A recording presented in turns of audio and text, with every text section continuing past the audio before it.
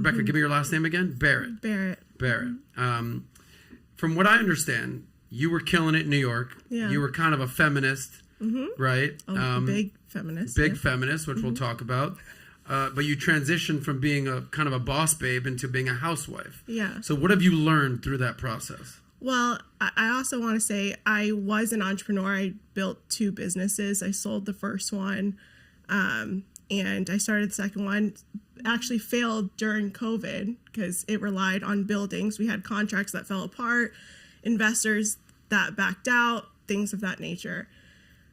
And so through that whole process, I was living this boss babe life, just single. Yes, for the majority of it, I was single. At the end, I met my husband at an actual meeting. So that was that.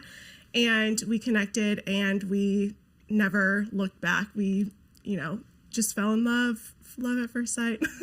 And we started seeing each other after that. But yeah, I was a huge feminist. A lot of that ideology is baked into our society, like through the media. It's at a very young age, women are told, yeah, be the boss babe. You can do whatever you want. You have no consequences. Like, just keep doing that, right? And then in marriage, you find out, okay, well, there are roles that you have to, in my opinion, that you have to play, right? And as a wife, I learned what that was during premarital counseling, and then I implemented that into my marriage, and we both work on it every day, right? So like, we live in modern society, women work, men work, all that stuff. So you see an example of this, right? 20 years together, 20 years married, different style of relationship. Ruslan, same, different for him, right? And so you're seeing different dynamics today, but I believe in traditional values.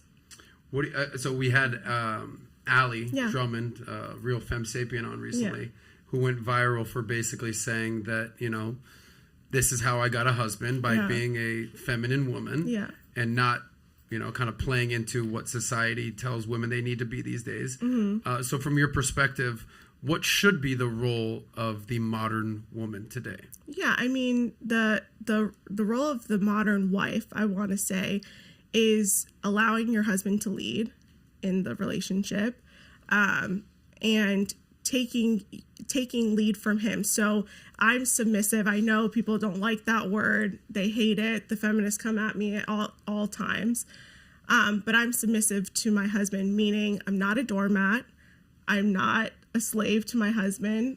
I just follow his leadership, and I respect him, and I respect what he's done for my family, for our family. And so I follow under that leadership. Allie, I believe, used the term willfully compliant. Yeah, willful cooperation. Willful cooperation. Would you say that your husband leads your relationship? I'm talking to you, Allie. Would you say that your husband leads your relationship and you follow? I think we've always had a partnership, to be honest. I mean, I definitely, I see what's happening with the roles and such in marriage, and there's a lot. I'm actually probably more aligned than you think. As odd as that, I live a little bit differently.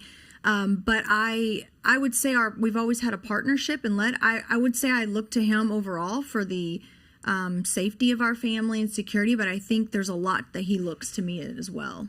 Gotcha. Like, we kind of Ruslan, do you lead your relationship with your wife? Like she said, what are a common phrase that we learn in the manosphere or the red pill community, as we say, is that men lead, women follow. Sounds like that's something that you abide by. Well, yeah, and I've even learned this from the church, right? The man is the head, the woman's the neck. You can't turn the head without the neck. Ooh. So I like that symbolism right there. Is that something you learned that in the church? That's a great way to describe it. Yeah, I believe in complementarianism, which is a view of everything, right? So men and women are equal in value and dignity and worth. However, women have different roles, men have different roles, and ideally the man is going to lead, he's going to provide, but that doesn't mean that he's a tyrannical, mobster. That's like, folks are getting whacked if you don't do what I say. And oftentimes I think the best leaders in any organizations are the people that don't have to constantly remind you that they're the leader. They just lead. And because they're great leaders, you follow, and so, and I do, and my wife is brilliant and she's very helpful and I do listen to her. So that's not to say like, you men don't ever listen to your wife.